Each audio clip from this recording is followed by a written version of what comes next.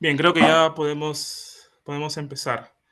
Ya está la transmisión en vivo por vía Facebook y ya estamos 19 personas por Zoom. Así que nada, primero, bueno, hola a cada uno de ustedes. Bienvenidos a nuestro primer evento del año organizado por el Instituto, por el IET. En primer lugar, queremos agradecer la participación de Fernando, de Eduardo, de Katy y de Walter, que ya se va a ir conectando. Agradecer también a cada una de las personas que se han podido conectar al evento. Somos alrededor de 19. Nada, entonces creo yo, mientras vamos un poco esperando tal vez a que otras personas se conecten, podríamos empezar hablando sobre un poco sobre el instituto, ¿no? ¿Qué actividades ha realizado, por ejemplo, el 2023? ¿Qué actividades pensamos hacer este año? ¿Cuál es, para los que no conocen, cuál es la misión y visión de la institución? Entonces para eso voy a compartir pantalla. No sé si Sergio tengo esta opción. Tiene la opción. Aunque, a ver.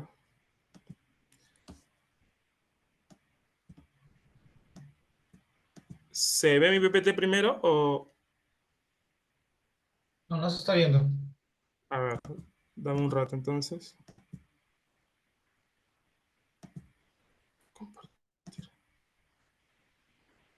Ya se comenzó a ver. Ahora se visualiza Sí, ya se comienza a ver. el PPT. Sí. Perfecto, ya. Entonces, para las personas que no nos conocen todavía de qué trata el instituto, qué actividades realiza, por ejemplo, he creado una pequeña presentación para hablar un poco sobre el instituto. Primero, comenzaré hablando sobre la misión del IET. Bueno, somos un grupo de jóvenes economistas que busca liderar un espacio crítico de investigación, divulgación y enseñanza de la economía del trabajo. Nuestra motivación es poner en agenda pública temas vitales de la sociedad y el trabajo como los derechos laborales, sindicatos, poder de negociación, educación, género, seguridad social, entre otros, con un enfoque crítico de la economía tradicional, así como también buscamos incentivar la reflexión y el pensamiento analítico en estudiantes, profesionales, actores sociales y público en general.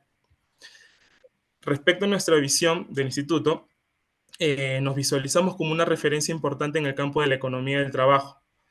Nuestra visión es Un contribuir segundo, Raúl, un mundo perdóname. en el que... Raúl, parece Dime. que en la transmisión de Facebook solo se ve mi cara. No se ve lo que estás proyectando, no sé por qué. Quiero ver Ah, qué se puede hacer para ver eso. Porque mira, si te das cuenta en el a Facebook ver, solo se está perdóname. viendo mi cara. Debes poner pin, creo. No, no, está bien, ahí no es, amigo.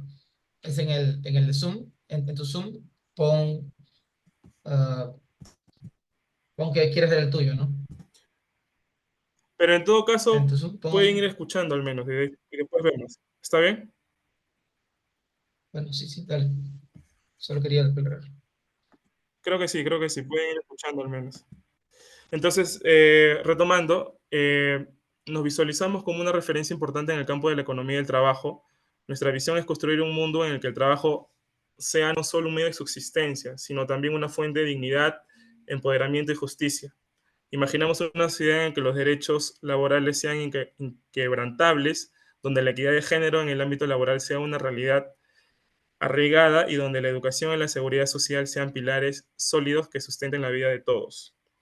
Ahora, con respecto a nuestras actividades que, por ejemplo, hemos hecho el 2003 para las personas que recién se están enterando sobre el instituto, por ejemplo, el año pasado, el 2023, hemos realizado una serie de webinars, ¿no? Hemos hablado principalmente sobre temas coyunturales. A mitad de año, por ejemplo, mucho se hablaba sobre el incremento de los precios de los productos de la canasta básica familiar, ¿no? Que incluso, por ejemplo, el limón había llegado a niveles exorbitantes.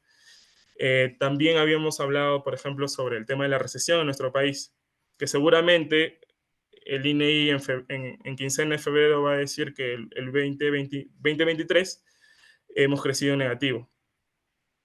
Ahora, una de las actividades que hemos realizado justamente son estos webinars de coyuntura, Pero además también hemos realizado algunos talleres, ¿no? Taller básico para la investigación, por ejemplo, e indicadores socioeconómicos laborales, principalmente para las personas que, digamos, tienen interés en el sector público y que en la actualidad demanda que conozcan determinadas herramientas y aparte la construcción e interpretación de indicadores socioeconómicos en general y laborales.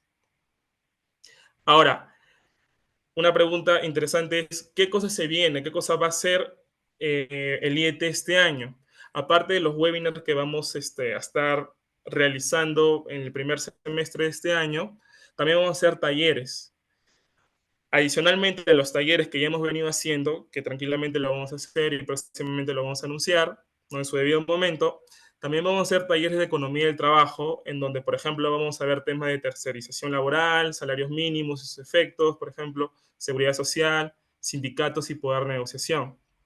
En el taller de economía feminista, por ejemplo, se va a abordar temas como el trabajo doméstico no remunerado, feminización de la pobreza, y desigualdad económica, penalización salariales por maternidad, políticas públicas de cuidado y su impacto en la economía. Esto, como les repito, se tiene pensado lanzar en el segundo semestre del 2024 y que próximamente vamos a estar aclarando algunas dudas, lanzando más información sobre esos talleres que el IET va a lanzar. Y entrando en materia ya, con lo que nos compete el día de hoy,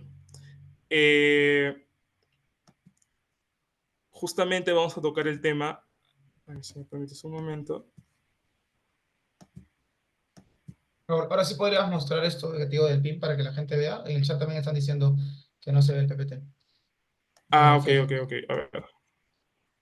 Creo que en el Facebook tendría que poner esto, compartir acá. Dame un toque. No, es que creo que es en el Zoom.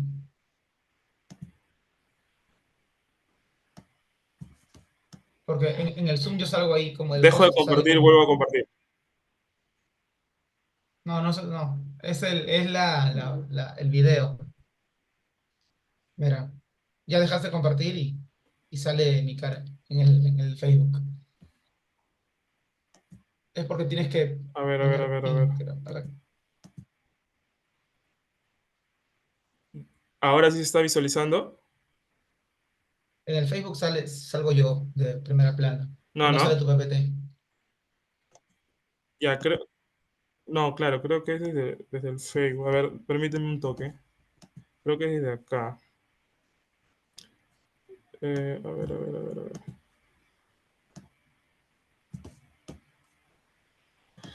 Creo que tendría.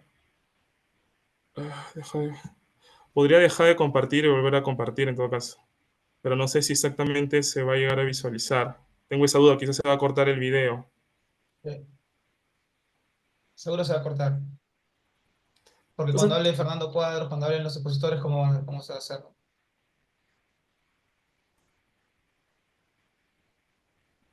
creo Ya que, entró también creo que va a Walter ser, Campos.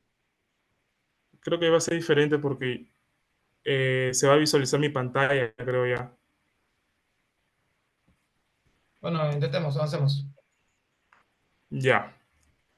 A ver. Entonces, en breve, eh, el tema que vamos a abordar el día de hoy es, o sea, se va a hacer un diagnóstico del sector agroexportador peruano a raíz del cambio normativo en los aportes a salud de las empresas agroexportadoras. Justamente hace 2 semanas atrás, por ejemplo, la República lanzó una noticia que se titulaba de esta manera, ¿no? Aporte de las agroexportadoras de salud volverán a ser el 6% desde el 1 de enero de 2024. Entonces, esta ley que el Poder Ejecutivo lo ha promulgado, la ley 31969, en coordinación con el Parlamento, iba a comenzar a regir a partir del 1 de enero, y en el cual una de las cosas criticables es que este forado que se va a generar porque las agroexportadoras van a, van a, van a, van a contribuir en un menor porcentaje que antes, va a ser subsidiada por el resto de contribuyentes, ¿no? Y ahora, una de las cosas también que se podría precisar es que el sector agroexportador ya ha venido gozando de beneficios tributarios, ¿no? Hasta el 2020 aportaban el 6% para la salud de los trabajadores y que posteriormente se determinó que su aporte empezaría a incrementarse hasta llegar al 9% en el 2025. En el 2021-2022 creo que subió a 7% y para este año tendría que haber llegado a 8%, pero ya obviamente no va a ser así. No, no va a ser así. Eh, Acá se puede comentar varias cosas, pero lo que queremos nosotros también abordar, esto va a ser como un punto de partida para que el expositor, que va a ser Fernando, que en breves momentos le voy a dar el pase, va a ser un punto de partida para que también se analice, bueno, a través de indicadores lo va a hacer, eh, el impacto que ha tenido la ley 27360, esta llamada ley Kimpler, ¿no? En el sector agrario y en los trabajadores, ¿no? El impacto que ha tenido en las últimas 2 décadas, ¿no? Y hecho ese diagnóstico, también se va a analizar sobre este cambio normativo que ha habido en los aportes de salud de las empresas agroexportadoras. Dicho esto, ahora presentamos a los expositores brevemente, para darle paso a Fernando ya. El expositor del día de hoy va a ser Fernando Cuadros, economista, ex viceministro del Ministerio de Trabajo. Como panelistas vamos a tener a Eduardo Segarra, economista con un PhD en economía agraria. Vamos a tener también a Katy Guerra, ex trabajadora agraria y dirigente vecinal de la región Ica. Y a Walter Campos, representante de la Federación de Trabajadores de FEXA La Libertad. Entonces, le sugerimos también que en la exposición de Fernando podrían ya, a las personas que están conectadas, podrían hacer sus preguntas para que nosotros las recepcionemos y posteriormente eh, le extendamos la consulta tanto a los expositores como a los panelistas, ¿no? Sin mucho más preámbulos, entonces, Fernando, te cedo el pase. A ver, Sergio, no sé si puedes darle la facilidad para que pueda compartir su Está pantalla. listo para que pueda compartir y desmutearse. Perfecto.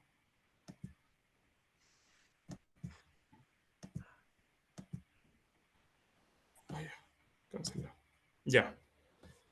Solo un segundo, Fernando, por favor, déjanos arreglar esto, porque si vas a presentar y no va a salir presentación, no tiene mucho sentido. Raúl, Sí. ahí por chat estamos que te indicamos cómo puedes cambiarlo. Ya. Perfecto, Dame por perfecto. favor unos segundos, Fernando, perdón. Sí, o sea, igual puedes seguir a compartir tu pantalla para que también lo veamos bien. Pero aún no inicies, por favor.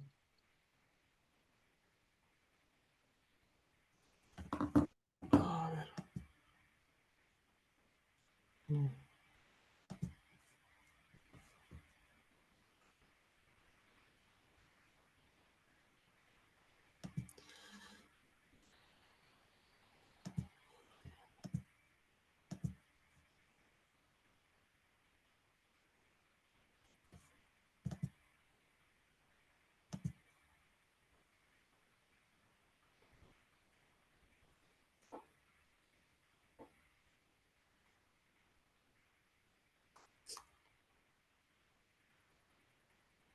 ¿Qué se puede ver por Facebook? Pero Raúl, por favor, agranda la pantalla para que salga, ¿no? General. Por favor, agranda la pantalla del Zoom, Raúl. Ya se puede ver por Facebook. Ah, perfecto. Ya. No, dale doble clic a la pantalla y se va a agrandar.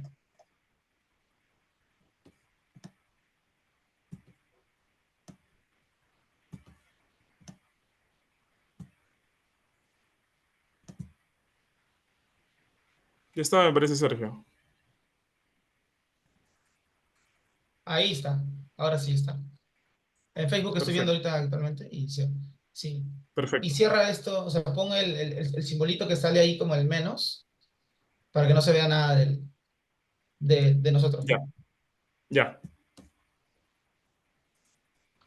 En todo caso, que se vea solamente a Fernando. Pero en fin, ya. Está, empezamos. Empezamos, Fernando, gracias. Listo. Buenas tardes con todos. Solo para confirmar, ¿se me escucha y se ve la presentación que estoy proyectando? Sí, se escucha y se ve, Fernando. Ah, excelente. Listo. Gracias, Sergio. Buenas noches con todos nuevamente, con todos y todas. Es un gusto para mí poder participar en este foro donde vamos a analizar eh, cuáles han sido los principales resultados del régimen agrario durante un periodo de 20 años y también las implicancias de las recientes modificaciones normativas para seguir promoviendo, digamos, al sector agroexportador desde la óptica del Congreso y del Ejecutivo. Un gusto compartir la mesa, el panel con Eduardo Segarra y con los representantes de los trabajadores agrarios del norte y sur del país. Entonces, comenzamos con la presentación.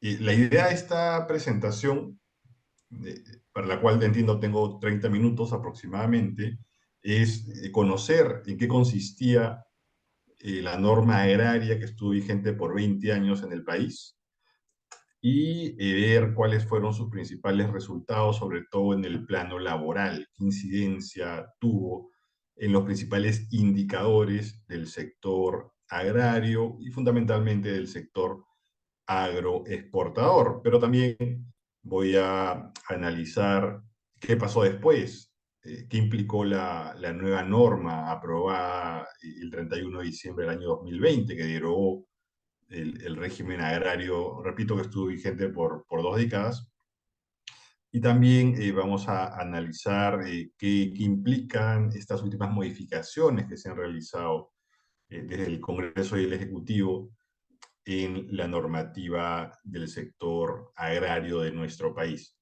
Entonces, para aprovechar el tiempo, comenzamos.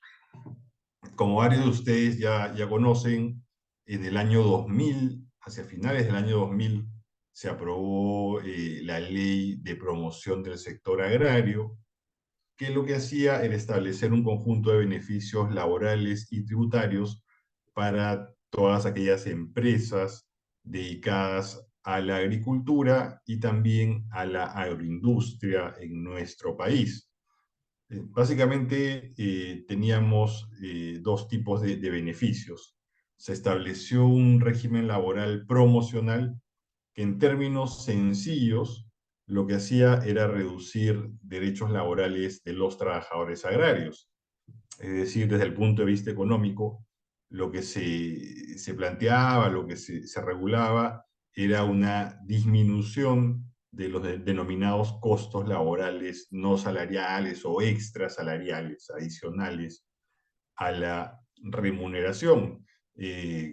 Haciendo una comparación, digamos, una referencia respecto a los derechos establecidos en el régimen laboral general para cualquier otra actividad de la economía y del mercado de trabajo nacional. Así, por ejemplo, la CTS y las gratificaciones pasaban a formar parte de la remuneración diaria de los trabajadores agrarios, con lo cual muchas veces terminaban licuándose y la CTS perdía su sentido de mecanismo de protección contra el desempleo, de tal forma que cuando un trabajador agrario culminaba su labor, en la práctica ya no contaba con ningún fondo que permita, digamos, que cubran sus periodos de inactividad o de desempleo. Las vacaciones se redujeron a la mitad respecto al régimen general. También hubo una reducción a la mitad en el caso de la indemnización por despido arbitrario. Disminuyó también de forma importante el aporte a salud, ¿no?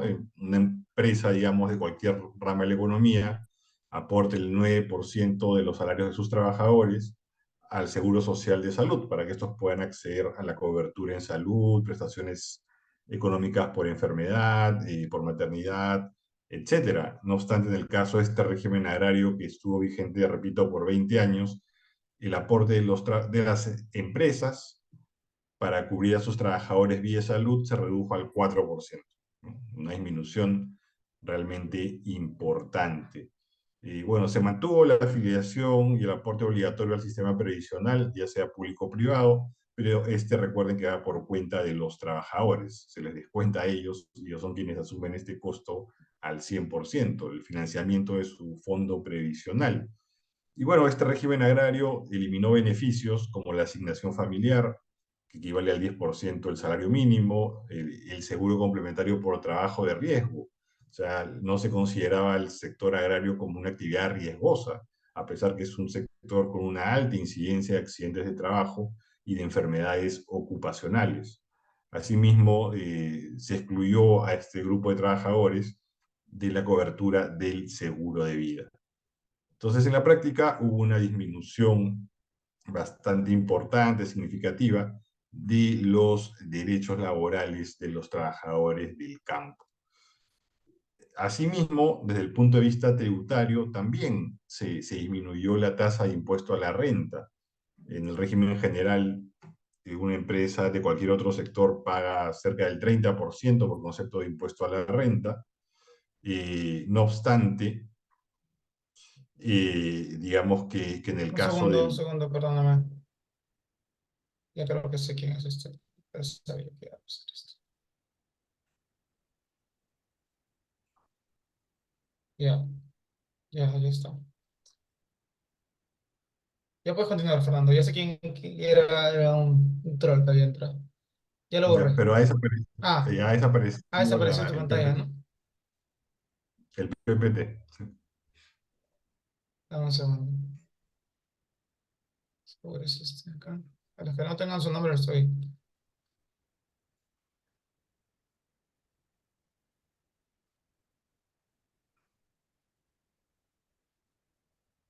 Ya después creo que todos. A ver, deja de compartir. Deja de compartir. Ahí está. Y ahora comparte nuevamente, a ver.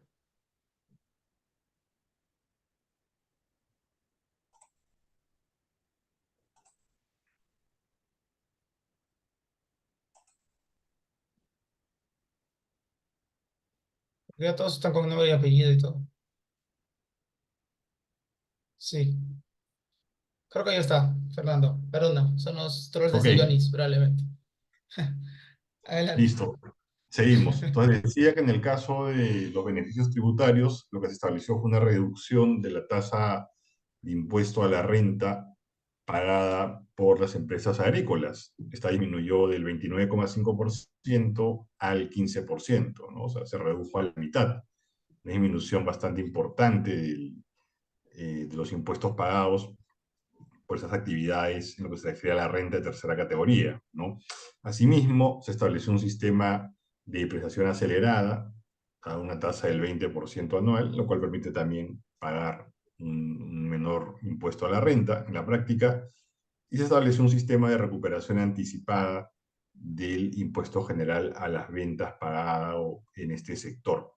Entonces, en conclusión, básicamente esta ley agraria lo que contenía era una reducción de derechos laborales, así como una disminución de distintos impuestos, ¿no? O del monto pagado finalmente por concepto de impuesto a la renta, fundamentalmente, como un supuesto incentivo al crecimiento, al despegue, al desarrollo, a la formalización de este sector.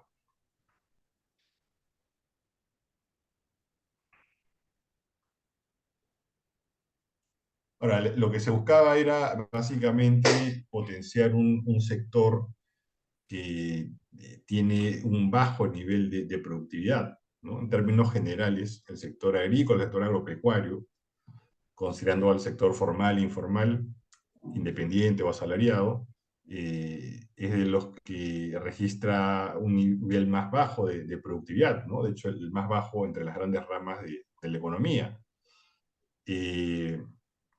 Y esto se ve, por ejemplo, en el hecho de que si bien la agricultura absorbe casi la cuarta parte del empleo del país, aporta solo el 6% del PBI, ¿no? Entonces, evidentemente, esto es una muestra, un reflejo de los bajos niveles de productividad que tenemos en el Perú en lo que se refiere al sector agrícola. Entonces la idea era potenciar, digamos, el crecimiento de la productividad y de otros indicadores en esta rama de la economía nacional, que es importante en términos de generación de empleo, pero que no es de las que más aporta, lamentablemente, al PBI, y no lo era tampoco en el momento en el que se creó la ley en el año 2000. Ahora, me faltó hacer una precisión. Buena parte de esta presentación se basa en un informe técnico, en un balance que hicimos en el Ministerio de Trabajo en el año 2018, cubriendo casi pues las 2 décadas que estuvo vigente el régimen agrario en nuestro país, ¿no? Y también hay información complementaria más actual que vamos a ir viendo a lo largo de mi exposición. Ahora, no obstante esta intención, hubo algunos problemas de enfoque, ¿no? De enfoque en esta norma.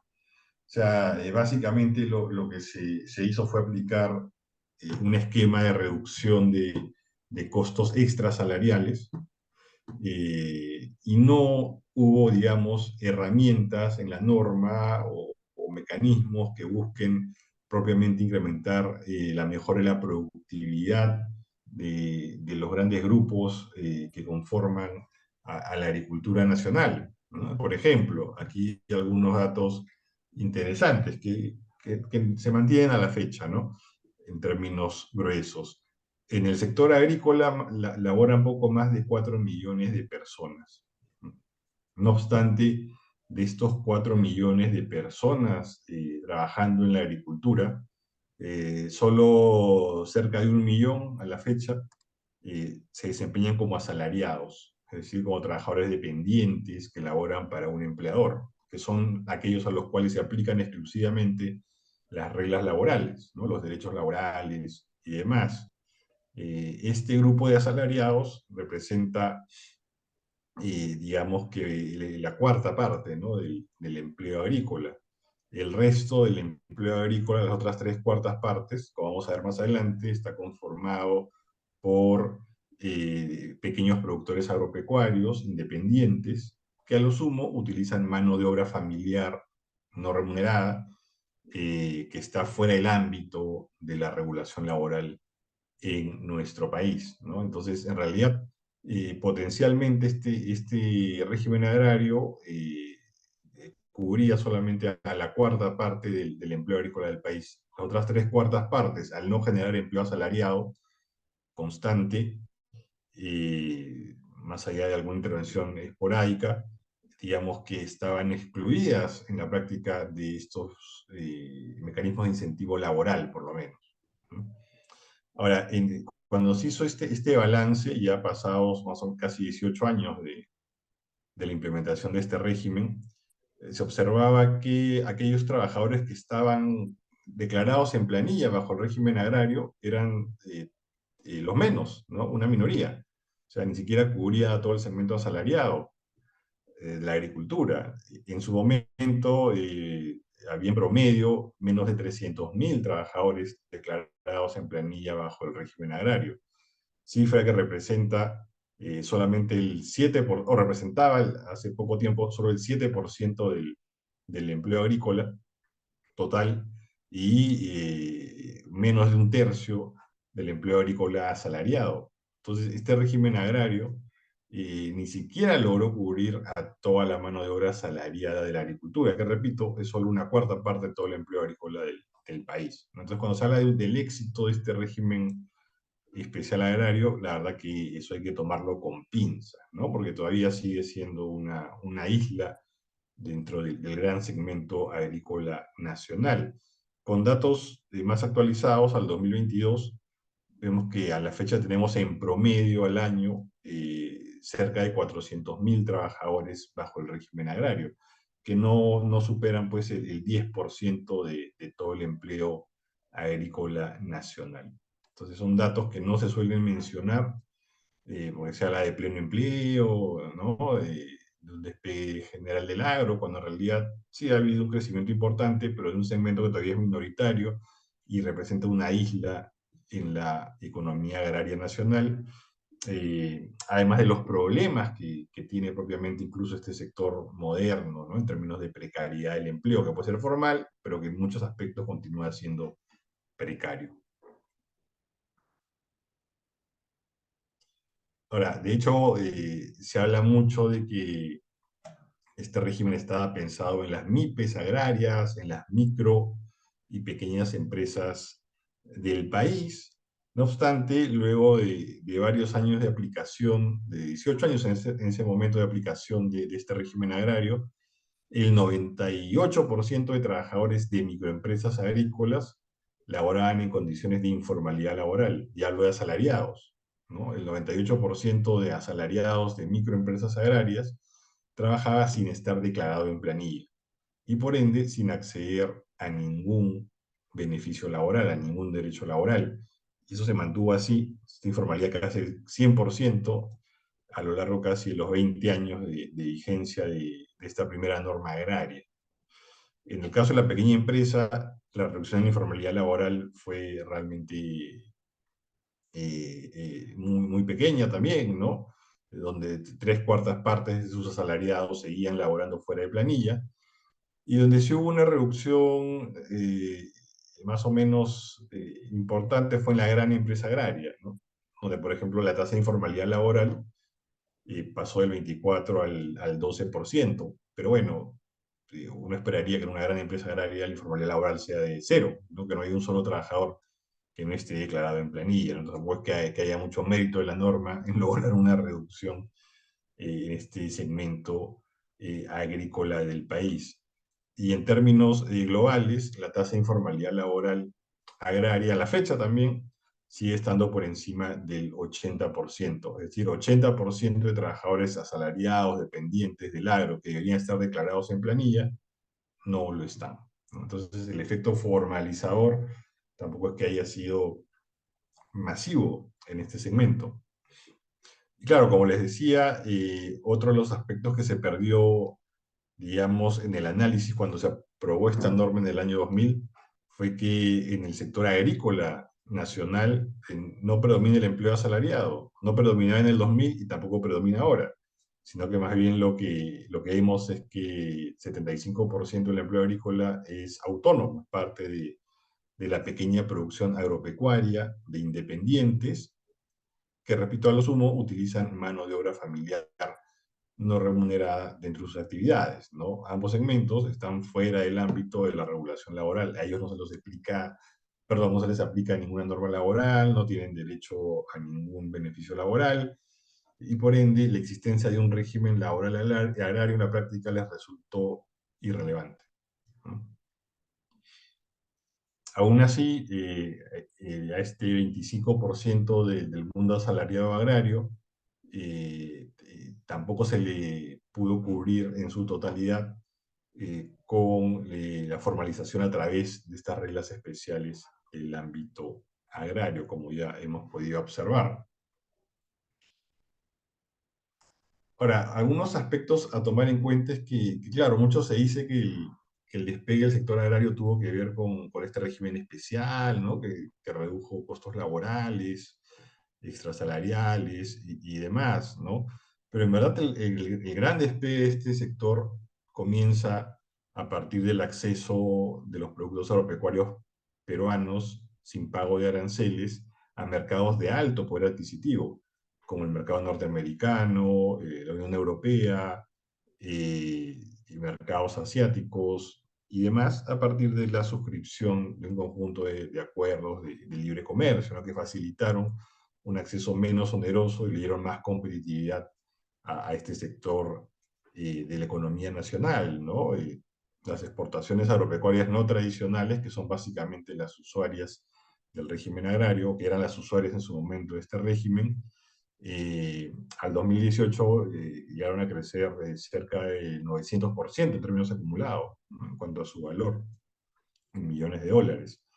Crecimiento realmente importante, a lo que habría que sumar, eso sí, los incentivos tributarios que se dieron, que sí tuvieron un efecto importante, creo yo, pero también las facilidades que dio el Estado vía la inversión en irrigación de tierras, facilidades en términos logísticos, sanitarios, entre otros aspectos sobre los cuales seguro Eduardo va a hablar con mayor detalle en su momento. Entonces, no es cierto pues que simplemente por reducir costos laborales el sector haya despegado, ¿no? Sino que esto fue de la mano más bien con otro tipo de medidas de corte económico que incentivaron el crecimiento del sector agroexportador, ¿no? Y no es que desde que se creó la ley agraria el empleo formal agrícola empezó a crecer todos los años de forma sostenida, ¿no? Sino que, más bien como se ve en este otro gráfico, el desempeño del empleo formal agrario estuvo claramente correlacionado con la evolución del PBI agrícola y sobre todo las exportaciones agropecuarias no tradicionales, ¿no? De la mano con esos otros factores que les comenté hace un momento. O sea, por más reducción de costos laborales que se dio en su oportunidad, si es que no hubiera habido demanda, si no hubiera habido acceso a mercados importantes, no se habría generado ese empleo formal de manera significativa en este ámbito económico. Ahora, otro dato que resulta importante tiene que ver con el hecho de que muchas veces se dice que el empleo agrícola es 100% estacional, ¿no? Y que este régimen especial se adecuó a esta estacionalidad. Y ahí también hay mucho de mito y de falacias, ¿no? Cuando uno ve la data de la planilla electrónica del Ministerio de Trabajo, puede apreciar, por ejemplo, que en promedio 2/3 del empleo agrícola formal en planilla se mantiene todo el año, es permanente, ¿no? Claro, puedes cambiar de siembra, cosecha, mantenimiento, en fin, pero hay más o menos 2/3 de trabajadores agrarios que están declarados todo el año en planilla, ¿no? Y sí hay 1/3 aproximadamente que propiamente son estacionales, que se les suele contratar sobre todo en determinadas épocas del año, ¿no? Pero no es verdad que el 100% del empleo agrícola, ni siquiera la mayoría del empleo agrícola formal agroexportador sea estacional. Lo otro es que jamás existió algo así como un contrato agrario especial adecuado a la estacionalidad, sino que las empresas bajo el régimen agrario utilizaron los mismos tipos de contrato del régimen general, que rigen para cualquier actividad económica. Y básicamente lo que utilizaron fueron contratos temporales, como vamos a ver más adelante, ¿no? Pero bueno, acá nos debe quedar claro que no es verdad que el 100% del empleo agrícola sea estacional, ¿no? Y que hay un bolsón importante de 2/3 del mismo que se mantiene todo el año, mes a mes, en la planilla electrónica del Ministerio de Trabajo, ¿no? Y no hablo de empleo administrativo, sino de empleo propiamente agrario. Entonces, por ejemplo, les decía el tema de los contratos temporales. Eh, a pesar de que hay 2/3 de trabajadores que deberían ser permanentes, creo yo, en el ámbito agrario, solamente el 14% de ellos, el 14% de trabajadores bajo el régimen agrario, está contratado bajo una modalidad estable, con un contrato a plazo indeterminado. Entonces, ahí hay un problema, ¿no? Ahí SUNAFIL debería un poco hacer una investigación más exhaustiva y ver qué está pasando, ¿no? Porque a pesar de que, digamos, 60% del empleo agrícola teóricamente es permanente, solo el 14% del empleo agrícola formal, ojo, en planilla, tiene un contrato estable. ¿Qué está pasando ahí? ¿No? Y más bien la diferencia, ¿no? Un 86% del empleo agrícola tiene un contrato temporal que se renueva periódicamente, ¿no? Sobre todo con la modalidad intermitente, de exportación no tradicional y de temporada. Entonces, ahí hay un tema, ¿no? Otra cosa también es que la estacionalidad, digamos, debería tener también cierta estabilidad, ¿no? ¿Por qué? Porque hay empleos que son estacionales, pero se contratan recurrentemente, ¿no? Siempre en determinada época del año se contratan ciertos trabajadores para ciertas actividades. Entonces ahí habría que pensar en la estabilidad discontinua, en un modelo de contrato que dé estabilidad discontinua a los trabajadores, como pasa en otros países de la región latinoamericana incluso. Ahora, también se mencionaba, ¿no?, que era un régimen creado para la MIPE agraria, ¿no? No obstante, según la data oficial de la planilla electrónica del Ministerio de Trabajo, el 90% de trabajadores en planilla bajo el régimen agrario, vigente hasta el 2020, formaba parte de grandes empresas, ¿no?, de empresas con planillas con centenas de trabajadores, ¿no?, planillas de más de 100 trabajadores. Entonces, en realidad, el principal usuario del régimen agrario en su momento fue el sector de la gran empresa agroexportadora. Solo menos del 3% de trabajadores formales agrarios era parte de microempresas y el 8% de pequeñas empresas, ¿no? Entonces, en realidad, 9 de cada 10 trabajadores eran parte de grandes empresas agroexportadoras y lo siguen siendo, ¿no? Esa situación no ha variado con la nueva ley. Ahora, entonces, digamos que no, pues, no fue un régimen usado intensivamente por MIPES agrarias. Ahora, ¿cuál es el problema con este uso excesivo y desnaturalizado desde el punto de vista de los contratos temporales?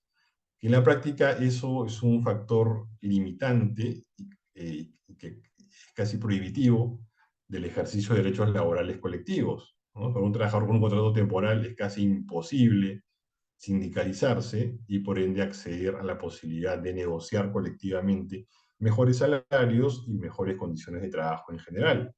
Y eso se refleja en el paupérrimo nivel de la tasa de afiliación sindical del sector agrario formal, ¿no? Acá estamos hablando del sector formal, estamos dejando de lado el sector informal, ¿no? Entonces, en el sector formal agrario hay una tasa, digamos, de afiliación sindical del 4%, ¿no?, que se ha mantenido entre 4 o 3% en los últimos años, y que está incluso por debajo del promedio nacional, que ya muestra una tasa baja en el sector privado, ¿no? Entonces, claramente, este uso excesivo, desnaturalizado de contratos temporales, que tendría que ser investigado por la SUNAFIL, termina limitando el ejercicio de derechos laborales colectivos, ¿no?, y por ende la posibilidad de que los trabajadores del agro puedan gozar de incrementos salariales en la línea de la mejora de su productividad. Ahora, les decía, ¿no?, que básicamente las grandes empresas han sido las usuarias de este régimen de agroexportación, régimen agrícola, a lo largo de las últimas 2 décadas, ¿no? Y uno puede ver que 15 empresas agroexportadoras concentran al 35% de todo el empleo agrícola, de 35 y 40%, dependiendo del año. Entonces hay una alta concentración del empleo agrícola en pocas empresas demandantes del mismo.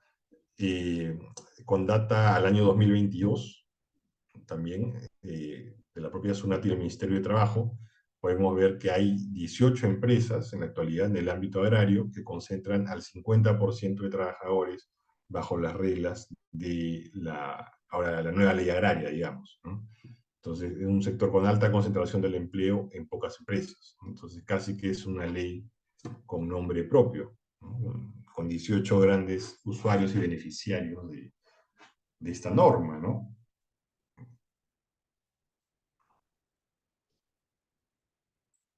Ahora, otro tema tiene que ver con, como les decía, ¿no?, el hecho de que no se haya podido desarrollar la sindicalización, tampoco la negociación colectiva en el ámbito agrario, ha conllevado a que, digamos, que los salarios reales no hayan mejorado de manera importante, o como podrían haber mejorado en todo caso.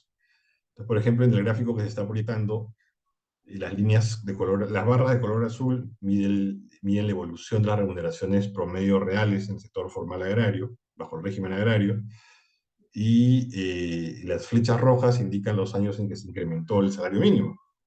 Entonces ahí uno puede observar cierto patrón, ¿no? Que en general los salarios reales promedio del sector agrario moderno, formal, se han incrementado cuando ha subido la remuneración mínima, ¿no? Pero en aquellos años donde no se ha incrementado el salario mínimo, el salario agrario más bien ha tendido a caer en términos reales, ha tendido a caer en términos de poder adquisitivo, ¿no? Entonces, es un sector donde no hay sindicalización, prácticamente no hay negociación colectiva, y por ende las mejoras del salario o la dinámica del salario está supeditada al desempeño de la política de salario mínimo, ¿no?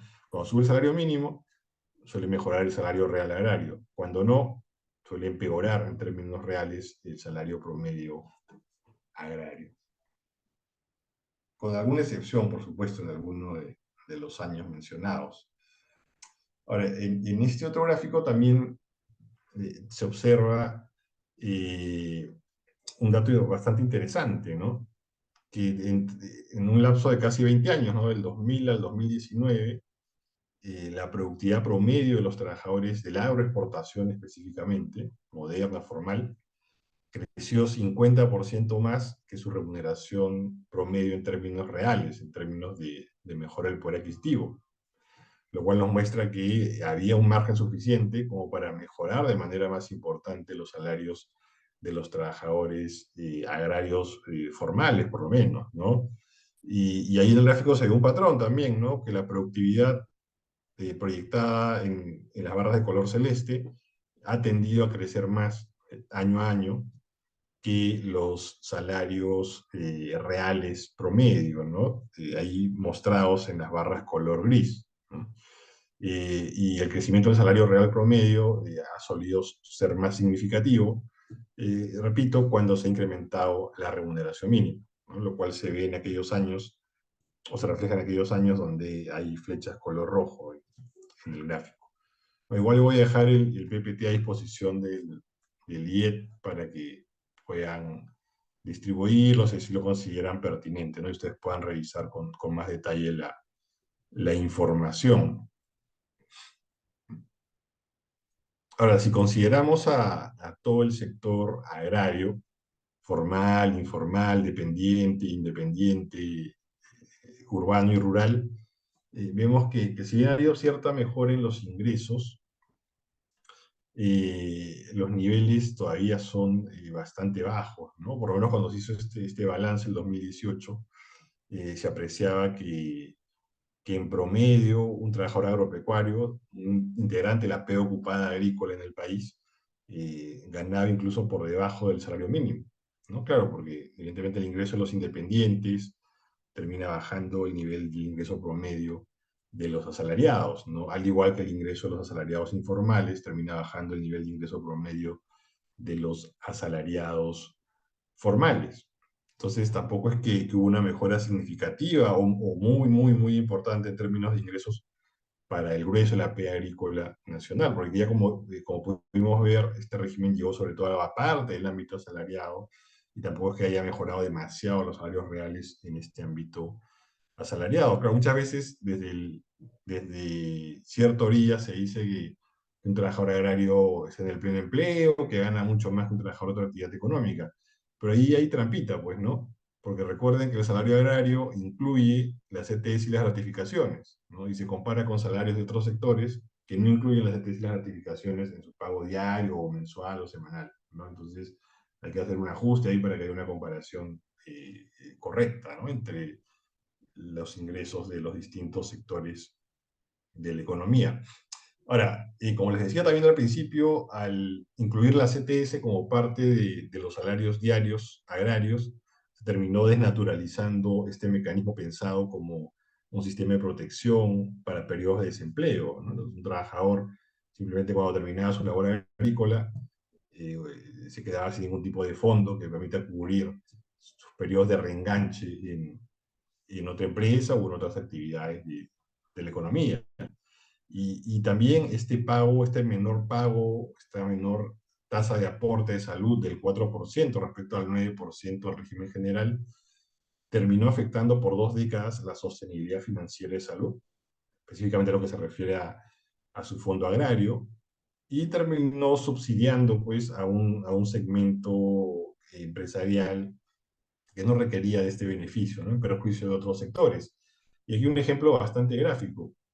Imagínense ustedes una pequeña empresa, incluso bajo el régimen promocional de la pequeña empresa, aporta 9% del sueldo de sus trabajadores a salud. No obstante, una gran empresa agroexportadora por 20 años aportó solo 4%. Entonces, ¿qué sucedía? Que una pequeña empresa de la industria, por ejemplo, de la manufactura o del comercio, terminaba subsidiándole la atención en salud o parte de la atención en salud a los trabajadores de grandes empresas agroexportadoras.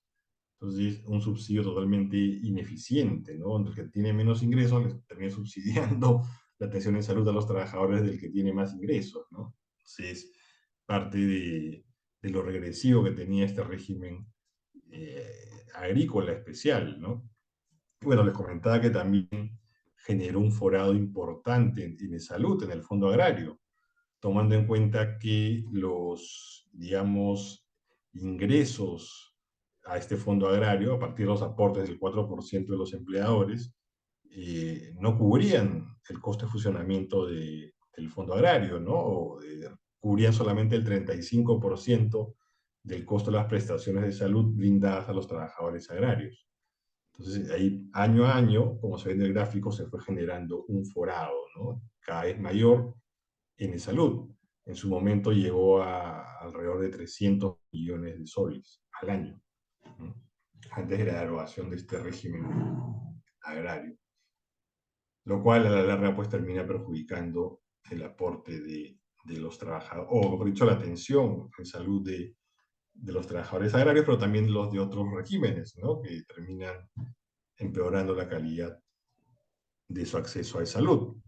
Ahora, claro, también repito, se hablaba mucho de que este régimen agrario buscaba promocionar a la MIPE agraria, pero se olvidaba de que en realidad ya existían regímenes agrarios especiales para las micro y pequeñas empresas en general, ¿no? Entonces, las MIPE agrarias, como las MIPE de cualquier otro sector económico, podían acceder a estos regímenes especiales sin necesidad de que se les aplique un régimen especial agrario, que en realidad benefició, como ya vimos, al gran segmento agroexportador.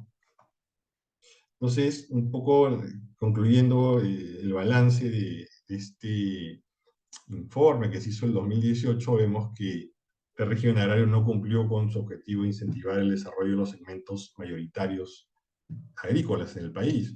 Básicamente mejoró la rentabilidad de estratos empresariales modernos, del gran sector agroexportador, ¿no? La gran empresa agrícola, que ya está, o en todo caso ya está en capacidad de cumplir los costos establecidos en el régimen laboral general largamente. Y incluso en este segmento moderno no ha incidido en una mejora significativa en la calidad del empleo asalariado.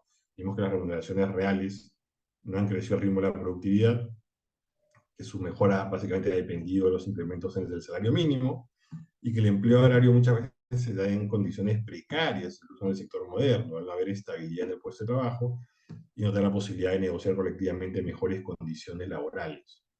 Y más bien ha habido efectos colaterales negativos como la afectación de la sostenibilidad financiera de salud y la desaparición de mecanismos de protección contra el desempleo para los trabajadores del agro.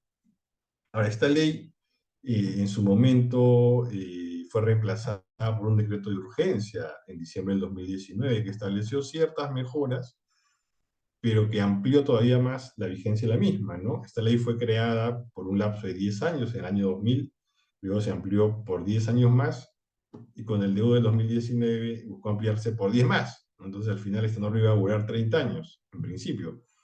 Pero con las protestas de diciembre, noviembre y diciembre del 2020, se termina derogando la ley agraria y su modificatoria del 2019, y se termina reemplazando por una nueva norma que lo que hizo en la práctica fue equiparar los derechos laborales de los trabajadores con los del régimen general, ¿no? Igualó vacaciones, ETS, gratificaciones, incorporó la asignación familiar, el seguro por trabajo de riesgo, el seguro de vida, eh, equiparó la indemnización por despido arbitrario, entre otros beneficios, ¿no?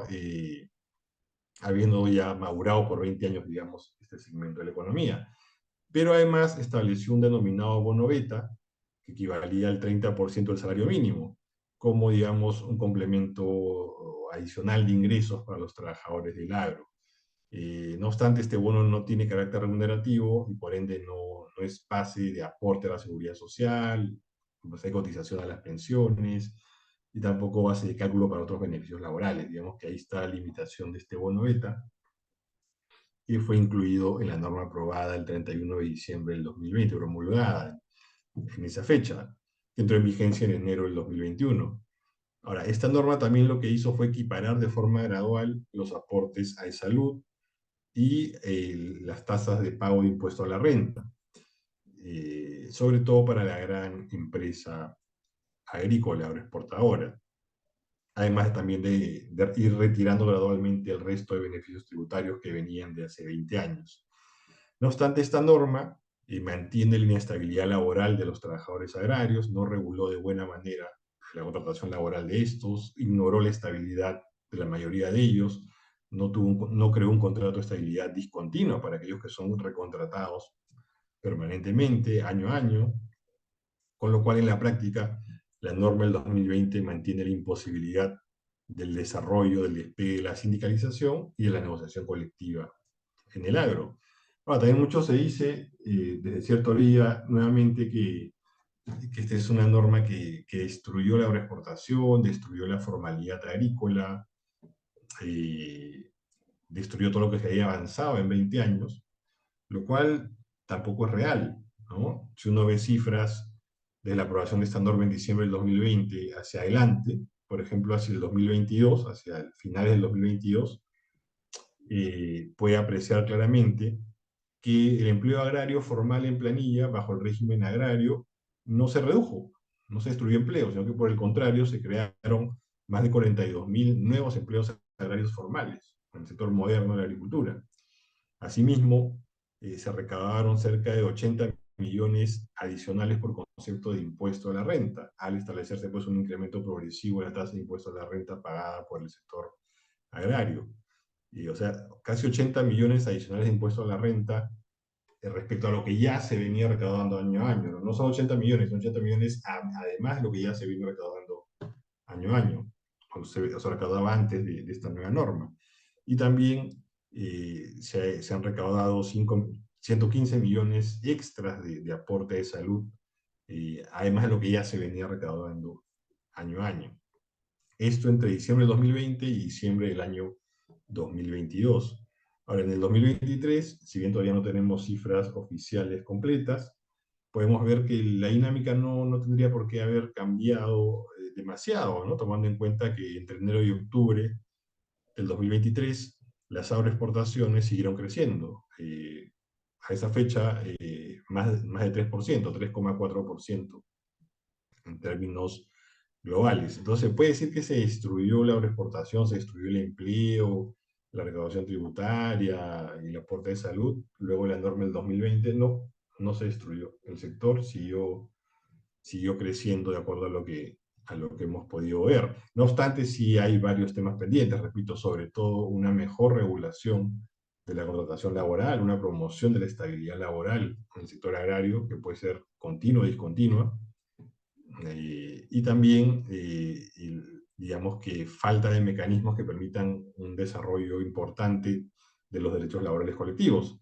¿Y por qué son importantes la sindicalización y la negociación colectiva? Porque son los principales instrumentos con que cuentan los trabajadores para trasladar las mejoras de la productividad o de su productividad hacia su bolsillo, vía mejores salarios y mejores condiciones de trabajo en general. Ya vimos que en 20 años o por 20 años, la productividad media del trabajador agrario moderno creció 50% más que su salario real promedio, ¿no? Entonces, hay un margen que fue a parar, digamos, al bolsillo de las empresas y que, digamos, no se distribuyó de forma más equitativa al grueso de los integrantes de esta industria, ¿no? Que son los trabajadores. Ahora, con la ley que se acaba de aprobar en diciembre del 2023, se establecen dos, digamos que beneficios adicionales para los trabajadores, o mejor dicho, para el sector agroexportador, ¿no? Por un lado, a ver, ya con la norma del 2020 se había establecido un incremento gradual del aporte de salud. El aporte de salud pasó el 2019 del 4 al 6%, ¿no? Con el DU que se aprobó en ese momento, y con la nueva norma del 2020 ya se había incrementado al, al 2021 y 2022 al 7%, y el 2023 y 2024 ya se encontraba en 8%. ¿no? La idea era que al 2025 las empresas agroexportadoras paguen lo mismo que cualquier otra empresa, 9% por concepto de aporte de salud. No obstante, con la norma aprobada, esta tasa de aporte de salud baja nuevamente al 6%, repito, para el periodo que va del 2004 al 2028, ¿no? Entonces baja de 8 al 6% y recién el 2029 teóricamente sería del 9%, algo que ya se iba a alcanzar en 2025. Ahora, se dice que esto es nuevamente para beneficiar a las MIPES agrarias, lo cual otra vez es falso, tomando en cuenta que la ley vigente, ¿no? La de diciembre del 2020, establecía que las MIPES agrarias iban a seguir pagando 6% de aporte de salud justamente hasta el año 2028, ¿no? Y que las únicas que iban a tener este incremento gradual de aporte de salud eran las medianas y grandes empresas agroexportadoras, ¿no? Entonces, nuevamente, esta reducción al 6% del aporte de salud beneficia desde enero del 2024 exclusivamente a la gran empresa agroexportadora, ¿no? No está pensada en la MIPE agraria. Otro Fernando, aspecto que... Sí, Fernando, perdóname, en 5 minutos vamos cerrando, porfa. sí, perfecto. Perfecto, gracias, Eh, gracias. Otro beneficio que se incluyó tiene que ver con el establecimiento de una deducción tributaria adicional. A ver, como muchos saben, el gasto en planilla, el gasto en remuneraciones de los trabajadores, es un concepto deducible de la renta imponible. Todo lo que se gasta en planilla se termina descontando de la renta que va a ser base de cálculo de impuesto a la renta, ¿no? La tasa de impuesto a la renta. Con esta norma se establece una deducción tributaria adicional, o sea, aparte de ese 100%, se suma, dependiendo del año, un 70, 50 y 30% adicional de deducción tributaria, de tal forma que por los nuevos trabajadores contratados del 2024 al 2028, las empresas agroexportadoras van a tener una deducción extra.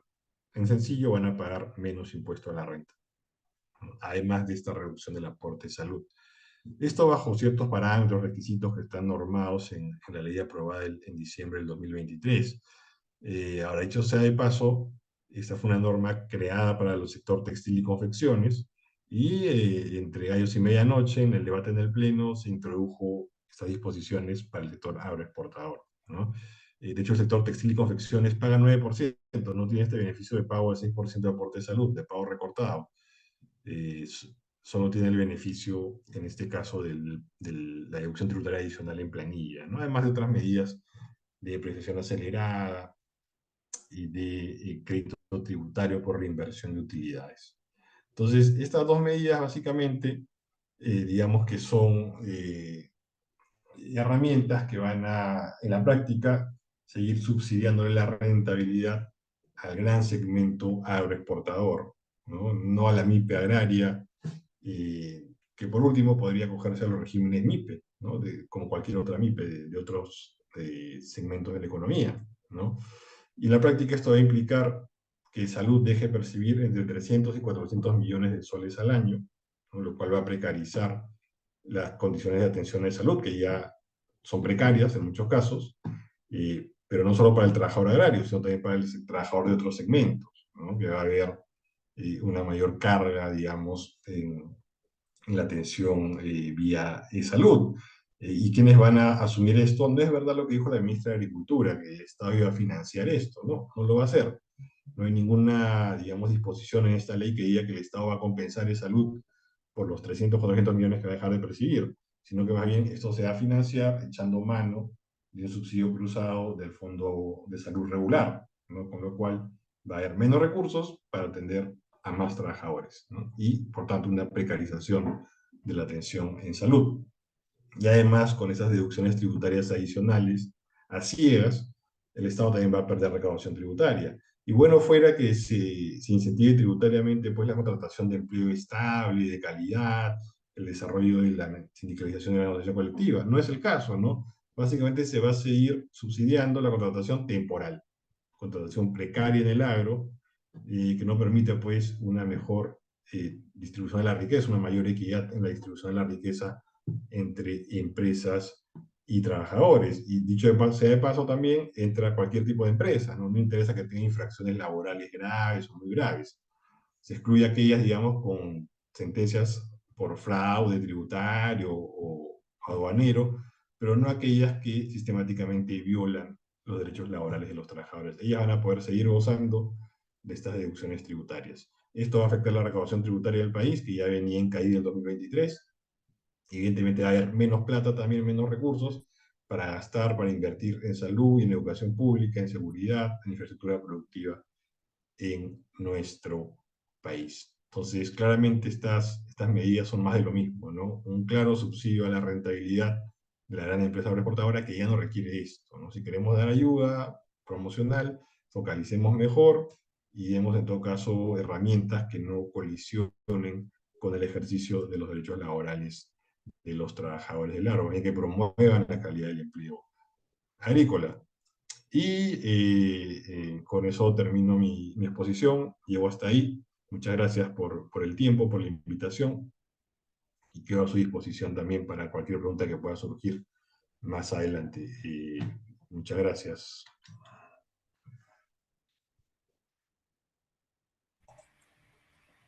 Genial, genial, Fernando. Muchas gracias por tu presentación. Nos quedamos con algunas ideas en general, ¿no? Que a lo largo de los años ha habido, producto de esta ley a inicio de los 2000, un recorte de los derechos de los trabajadores agrarios, beneficios tributarios a las empresas agroexportadoras, este mal enfoque que ha habido, ¿no? Porque esta ley está beneficiando a un grupo muy pequeño de trabajadores en este sector, ¿no? Cuando, justo mencionas con las cifras, el 75% del empleo agrícola es autónomo. Entonces, creo que hay una mirada errada, ¿no? De querer beneficiar realmente al trabajador agrícola que tiene baja productividad, por ejemplo, poco acceso a créditos, ¿no? Etcétera.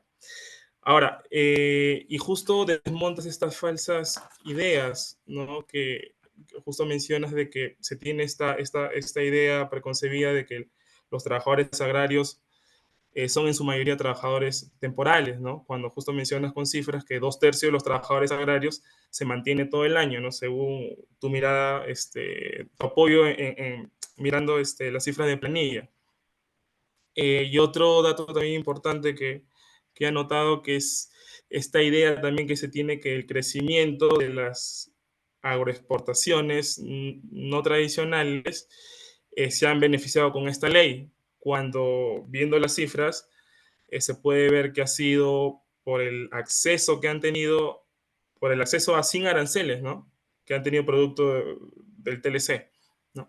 Y por último, esta ley que recién se va a regir en enero, ha comenzado a regir en enero de este año, vemos realmente que va a afectar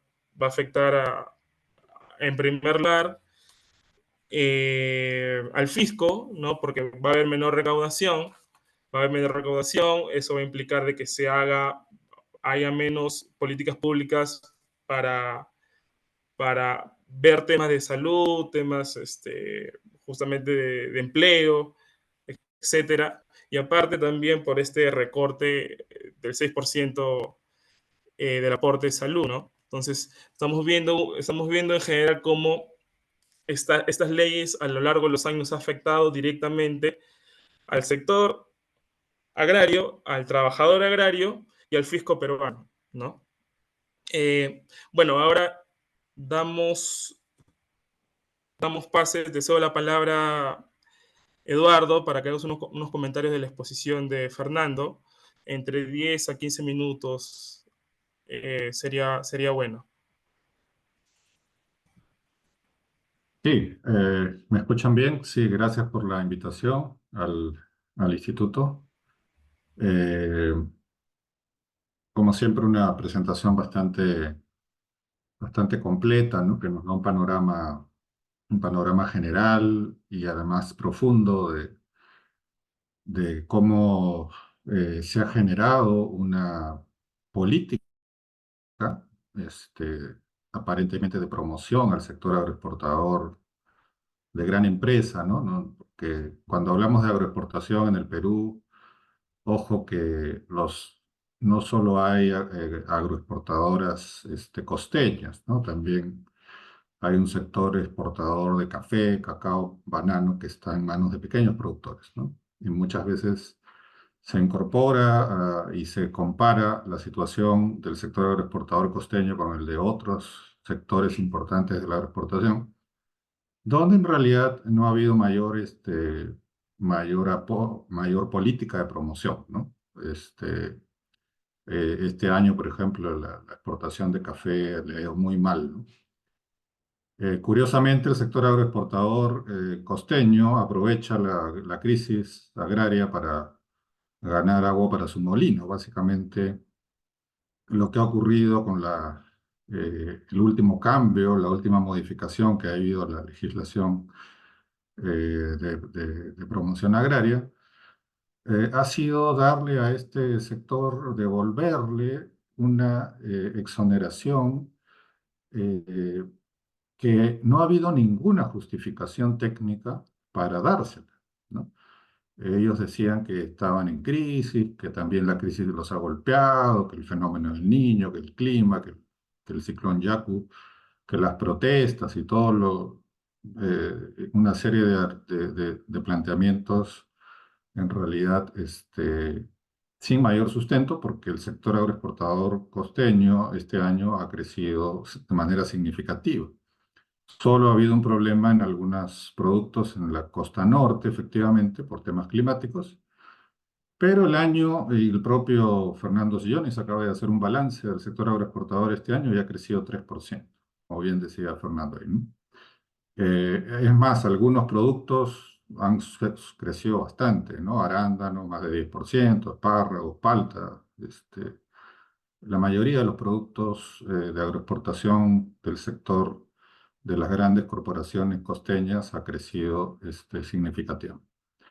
Entonces, en realidad han hecho un lobby tremendo a un gobierno débil y que en realidad está básicamente siendo utilizado para generar beneficios. Lo que acaba de ocurrir con el tema forestal es otro ejemplo evidente, ¿no? De intereses muy claros. Los intereses empresariales se dan cuenta que este es un gobierno que les va a aceptar cualquier cosa. Y en este caso de la exoneración o de volver a que el sector agroexportador de gran empresa pague solo 6% en vez de 9% que pagan hasta las pymes en nuestro país, es un escándalo, ¿no es cierto? Esto es algo que debe indignarnos porque eh, eh, además se les ha dado el beneficio por 5 años. Se supone que la crisis era coyuntural, ¿no es cierto? Era un problema que ha habido este año. Ya, digamos que aceptamos que ha habido una crisis temporal. Lo lógico hubiera sido hacer una medida de apoyo temporal, ¿no? O sea, solo para unos cuantos meses hasta que la crisis termine. No, les han dado un beneficio por 5 años, o sea, hasta el 2028. ¿Eh? Entonces, claramente esto es Y además, cuando uno ve la norma, no hay ningún sustento de ningún tipo, ¿no? Sobre la supuesta crisis del sector agroexportador que sustenta este apoyo. Simplemente se señala que hay una crisis agraria, que el clima. Entonces, bueno, eso lo único que nos indica es el tremendo poder que tiene este sector, ¿no? Para influir y dominar la política pública. En realidad, el primero que salió a decir estas cosas fue el ministro de Economía, el actual ministro de Economía Contreras, que salió a decir que le preocupaba mucho, que la crisis era muy fuerte en el sector agrario, pero en realidad se refería al sector agroexportador. Y ese discurso lo manejó la CONFIEP, apareció en todos los diarios de economía, salió por todos lados, y terminó además con un congreso haciendo que en un contexto de apoyar al sector textil, que el sector textil sí está pues, duramente golpeado, o sea, el sector textil peruano está en uno de sus peores momentos, ¿no? Y obviamente tenía algún sentido darle algún apoyo, algún tipo de apoyo especial, específico, que se cuelan y usan esa norma para meter de contrabando estos beneficios, estas gollerías, ¿no? Que equivalen a casi 400 millones de soles de no aporte a salud, ¿no? Y luego plantean que, claro, el salud no sirve para nada, ¿no es cierto? Y ese es el argumento, bueno, Fernando Sillonis es el que más lo ha venido planteando, lo ha escrito, etcétera, ¿no? Que dice, salud está tan mal que ningún trabajador quiere afiliarse a salud, van a otros tipos de seguro. Pero ese argumento, bueno, que aunque hay autoridad moral, los que no pagan lo que tienen que pagar es salud, vienen a criticar el salud. Ya para empezar ahí estamos complicados, ¿no? Es como si el miembro de un club que no paga su cuota al club critica porque el club no funciona, ¿no? O sea, más o menos ese es el argumento de estos señores. Eh, pero de fondo lo que quiero señalar es que este es un sector que se ha consolidado en términos de defender a rajatabla sus gollerías, sus beneficios totalmente innecesarios, rentistas, que no tienen nada que ver ni con la productividad ni con la competitividad. Son básicamente exoneraciones y subsidios, ¿no? En teoría, en la economía de mercado que supuestamente sustenta su ideología, ¿no? No debería haber este tipo de distorsiones. Son distorsiones, los economistas le llaman distorsión. No es se supone que tenemos que tener una situación donde todas las empresas compiten en igualdad de condiciones, ¿no? Resulta que acá estas empresas reciben un trato especial como si fueran una industria naciente, ¿no? El argumento inicial en el año 2000 fue industria naciente, queremos promover, qué sé yo. Ya, ok. Ya, pues la industria naciente le da 5 años, despega y ya. Pero no le das 30 años, ¿no? O sea, ya esa industria ya bastante mayorcita para estar recibiendo este tipo de beneficios tributarios, ¿no? Subsidiados. Pero para mí lo más grave siempre de la norma inicial, original, la que originó todo esto, que es la ley Klimper, es que nunca se deben dar beneficios promocionales en función a los derechos laborales. Eso es un tremendo error, porque lo que hace es que se genere una industria basada en la sobreexplotación y en la precariedad del empleo, que es lo que exactamente ha ocurrido con el sector agroexportador. Es un sector que eh, efectivamente tiene grandes éxitos exportadores, ¿no? Porque llega a mercados obviamente con los que tenemos tratados de libre comercio, tienen toda una capacidad logística impresionante, llegamos a más de 100 mercados, ¿no? Somos grandes productores de arándanos, de uvas, de espárragos, de paltas, pero resulta que el régimen laboral sobre el que se sustenta este sector supuestamente moderno del siglo XXI parece ser más un régimen del siglo XIX, ¿no? La mano de obra está sometida a un trato básicamente como si fuera una mercancía sin ningún derecho. El trabajador agrícola es considerado básicamente una persona que no tiene derechos laborales, que no tiene capacidad de acumular, capacitarse, mejorar sus ingresos, tener una trayectoria de mejoras en sus condiciones de vida. Y por eso vemos, pues, en las zonas agroexportadoras donde nos dicen que hay pleno empleo, que todo es una maravilla, casi estamos en Narnia, ¿no? Donde hay más bien bolsones de pobreza, eh, zonas donde tenemos miles de familias que viven en la precariedad, ¿no? Pasa en Virú, pasa en Barrio Chino, en Ica, pasa en varios puntos específicos donde hay sectores mayoritarios de trabajadores agrícolas, que efectivamente no logran generar una trayectoria laboral que les genere mejores ingresos, estabilidad, como bien decía Fernando, y han usado para esto toda una serie de instrumentos de poder, instrumentos ideológicos. Al país le han vendido que este es un modelo maravilloso, es un tremendo éxito. Sin embargo, todos sabemos que ahí hay una ebullición social que en cualquier momento puede volver a explotar, como lo hizo a fines del año 2020. Yo considero que las condiciones para que esto vuelva a explotar pueden volverse a dar. Y no hay canales de diálogo.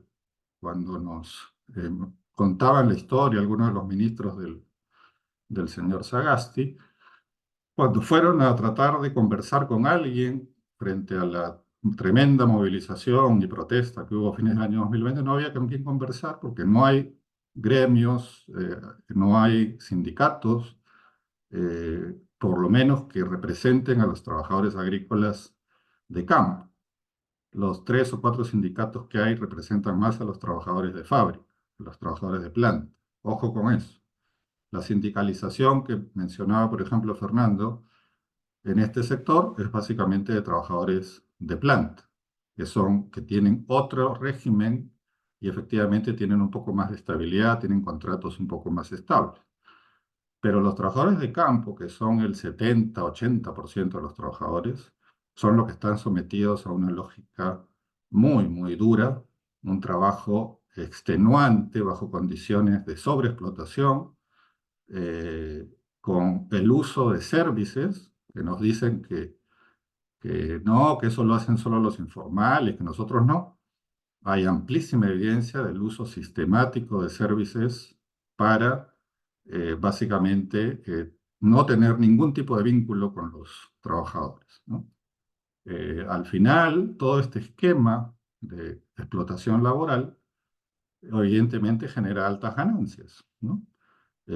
Y esas altas ganancias y sobreganancias son las que las empresas y este grupo defiende a rajatabla. Cualquiera que quiera mejorar las condiciones, los derechos de este sector, inmediatamente pues es terruqueado, es considerado pues alguien que lo que quiere es el retroceso del país, que quiere que la gente esté en pobreza. Pero básicamente es eso, están defendiendo intereses, están defendiendo altos niveles de ganancia. Acabo de leer un artículo del señor Bustamante que dice que el 10% es la ganancia que ellos tienen. Y no sé de dónde saca la cifra, ¿no? Nosotros hemos hecho una mirada a la encuesta económica anual y el promedio de ganancia del sector agroexportador está más allá del 30%. Entonces, que no es una tasa de ganancia pequeña. Y es cierto que la ganancia es importante, pero también es importante la remuneración de los trabajadores, aportar al sistema de salud y pagar los tributos que todos tenemos que pagar. Todo es importante. Ed- Entonces creo Eduardo, que con discúlpame. eso termino. Ujú. Perfecto, justo te iba a comentar eso. Por temas de tiempo ya, ya, Sí, claro, perfecto. ahí termino. Gracias, Gracias. muy amable por tus valiosos comentarios, Eduardo. Seguimos entonces con los comentarios de los trabajadores ahora. No sé si Katy por ahí está para que pueda, pueda comentar al respecto. Mm, Hola, ¿qué tal? ¿Me escuchan? Perfecto. Sí, se escucha perfecto. Gracias, Catherine. Claro, solo yo creo que remarcar, ¿no? Lo que se viene diciendo, es cierto que la agroexportación costeña con los otros sectores no es la misma. Sin embargo, como menciona, ¿no? El anterior expositor, eh, en Ica, en el sector de Ica, específicamente hablando en Barrio Chino, que es el lugar donde yo resido, se ve, ¿no? La sobreexplotación de los, de las empresas agroexportadoras. Y esto a raíz de la informalización, a raíz, como viene mencionando también, que se sigue manteniendo la service ahora con el nombre de captadores, ¿no? Ya le han cambiado el nombre, y, pero de alguna otra manera se sigue manteniendo esa explotación, ¿no? Más allá de que en este sector vienen de diferentes lugares y son personas de bajos recursos, ¿no? Ese es uno. El otro tema, bueno, para remarcar con respecto a lo que se dio, ¿no? Este 30 de diciembre del año pasado, se ve, ¿no? La estrategia que ellos han tenido al hacer, o al poner en el pleno de un momento a otro, eh, teniendo en cuenta que solamente beneficia a un grupo de grandes empresas, ¿no? Con el logo o con el mensaje de que para enfrentar la recesión económica, cuando sabemos, como dicen las estadísticas, dicen que el decrecimiento no es mucho, ¿no? Eh, pero bueno, yo creo que esto, como bien mencionan, va a generar de alguna otra manera a largo plazo que se pueda ver nuevamente una movilización grande con respecto a esto y esperemos, ¿no?, que se llegue a, a formar equipos de trabajo para llegar tal vez a negociaciones. Como bien mencionó también, gran parte de la población agroexportadora no son sindicalizados por el hostigamiento que hay hacia a las personas que están sindicadas, pertenecen a un sindicato. No les hostigan, están detrás de ellos, si están presentando algún tipo de reclamo, algún tipo de queja, los cesan, los sacan. Entonces, eso hace que las personas no quieran sindicalizarse. Entonces, a raíz de toda esta situación, aparece en los índices, en las estadísticas, que son muy bajas las personas de agroexportación que están sindicalizados, pero también viendo la situación, pensando y poniéndome en el lugar de las personas que pasan por esa situación, se entiende el por qué no se sindicalizan, ¿no? Más allá de que no hay grandes charlas, campañas, los beneficios de ser sindicalizados, no ha habido. Aquí en Barrio Chino particularmente no hay un sindicato. Hay sindicatos en Ica, ¿no?, en otros sectores, pero en Barrio Chino no hay. Bueno, eso es lo que quería comentar con respecto a eso, ¿no? Ya lo han mencionado los anteriores panelistas. Eh, yo creo que veamos, ¿no? Tomemos en cuenta todo esto y veamos, buscamos la forma de ver de qué forma podemos, de alguna otra manera, solucionar o tratar de esperar o qué es lo que va a suceder, ¿no?, en el transcurso de este tiempo.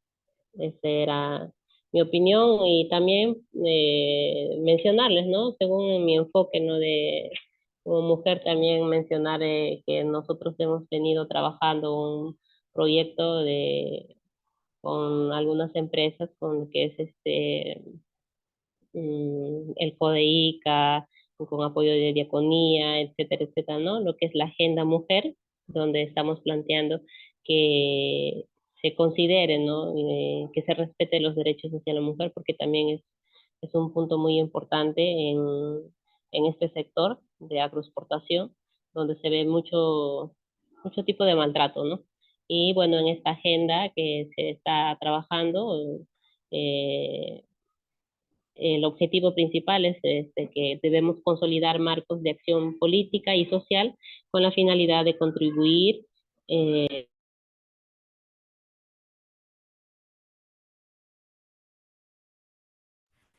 Catherine, perdóname, no sé si está escuchando. Has Aquí, silenciado tu micrófono. se te silenció. Sí, disculpen, también busca, ¿no?, convertirse en un instrumento que sea de utilidad para diversos procesos de negociaciones políticos en este sector de agroexportación, ¿no? Esa es una de las cosas que se tiene planeado con esta agenda, que creo yo que es muy importante, ¿no?, considerarlo también en ese sentido. Bueno, esa era mi opinión. Muchas gracias.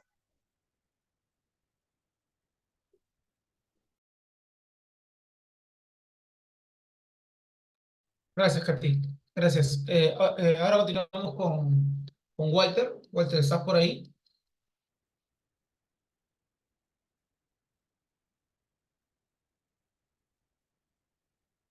Pues sí, sí, sí está Walter ahí. Walter Campos, puedes pasar la voz, Raúl.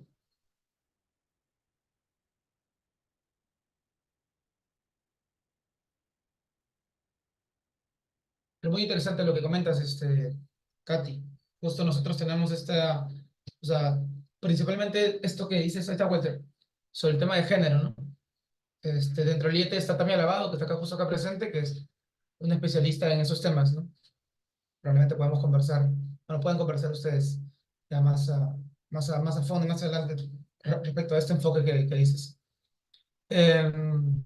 Walter, ¿qué tal? Te escuchamos, estimado. Está apagado tu micro, Walter. Está apagado tu micro. Sí, perdón, ¿qué tal? Buenas Ya, noches, Sergio. Buenas dale. noches al doctor Fernando, a Eduardo y a Catherine, que bueno, ya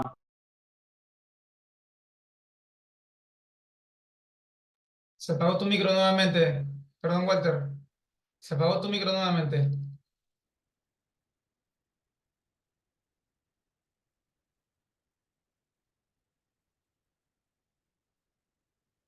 Walter, no te estamos escuchando ni viendo.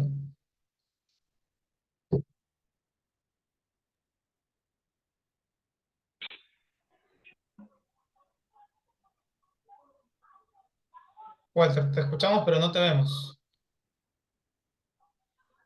un segundito. Dale.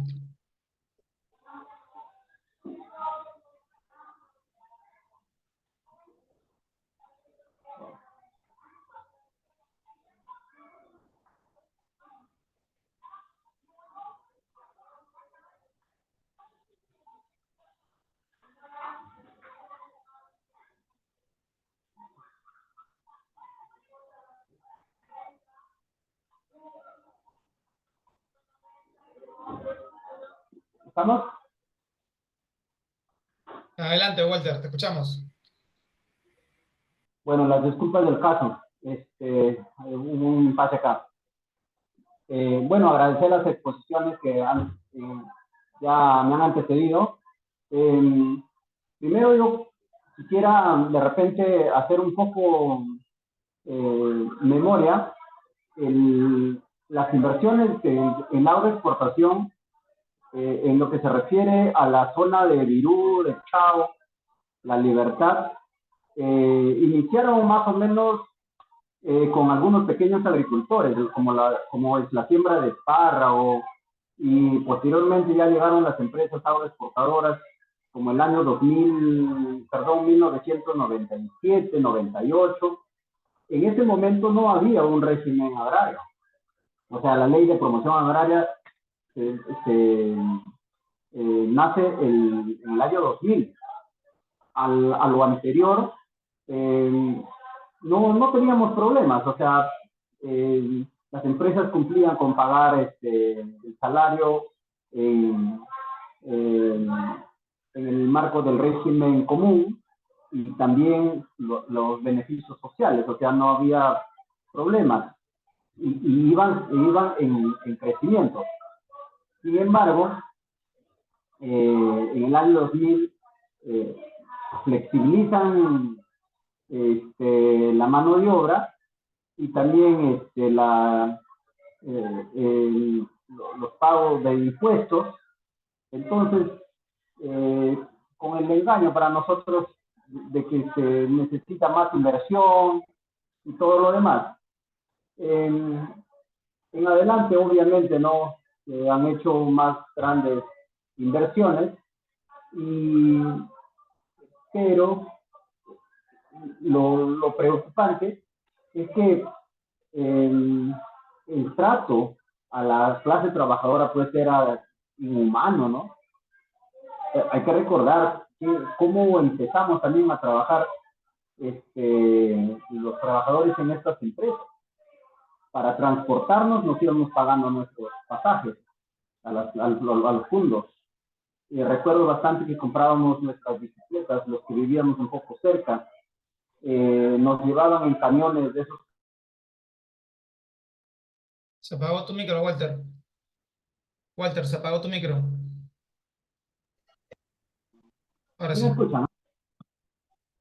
Ahora sí, se apagó repentinamente. Ya, entonces, recuerdo que pasaban bastantes accidentes, ¿no? También porque no eran vehículos que, o sea, adecuados para el transporte del personal.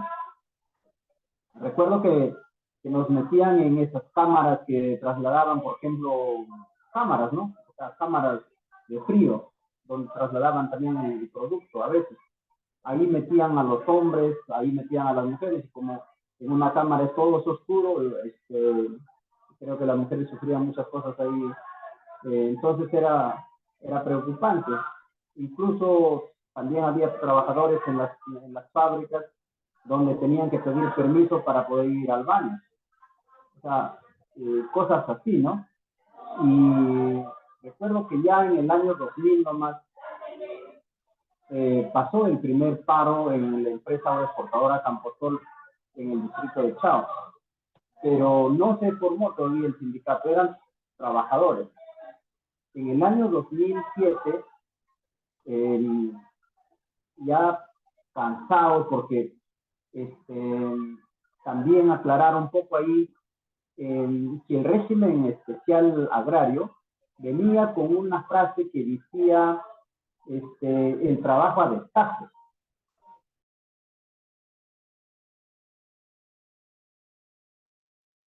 Micro, Walter, nuevamente. No sé por qué. Que me llaman. ¿Sí me escuchan? Sí, ahora sí, ahora sí. Creo que cuando te llaman se corta, pero sí.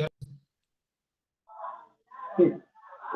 Recuerdo que el trabajo a destajo no tenía nada que ver con el cumplimiento de las 8 horas de trabajo. El trabajo a destajo era, si tú cosechabas, por ejemplo, 70, 80 kilos, en adelante ibas a sentarlo. Se volvió a parar. Siguen llamando a esta gente, no sé qué tienen. ¿Hola? Te escuchamos, te escuchamos.